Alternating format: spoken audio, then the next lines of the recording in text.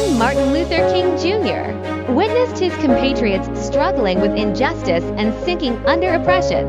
This deep-seated pain planted the seeds of resistance in his heart. He is deeply involved in theology, studying the ideas of nonviolent resistance, and believes that the power of love and peace will eventually overcome hatred and violence. He did not want to submit to the injustice of fate, nor did he want to watch his compatriots sink in the darkness. He said, "Darkness cannot drive out darkness. Only light can. Hatred cannot drive out hatred. Only love can."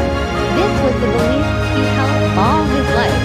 In 1955, a black woman in Montgomery was arrested for refusing to give up her seat to a white man, setting the civil rights movement on fire.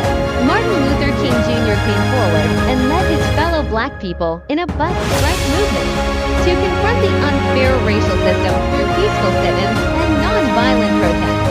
He never wavered in the face of threats, abuse, and violent attacks from white supremacists. The struggle, which lasted 381 days, finally forced the government to abolish public transportation apartheid. At the dawn of victory, Martin's name became a symbol of equality and freedom. In 1963, he stood on the steps of the Lincoln Memorial in Washington, facing 250,000 people, and issued a shocking cry, "I have a dream." He dreamed of a day when blacks and whites would be treated equally. Children would be judged by character rather than by color, and all his fellow citizens would be bathed in the sunshine of freedom and justice. This speech, with its hot words and sonorous sentences, became the most dazzling light of the American civil rights movement. Under his leadership, the civil rights movement swept across the United States, breaking through the barriers of racial segregation.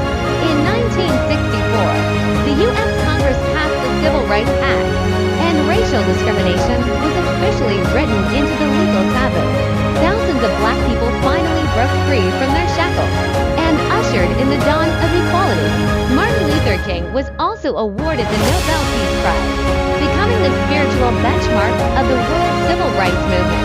In 1968, at the age of 39, Martin Luther King Jr. was assassinated in Memphis and fell on the path of his life's struggle.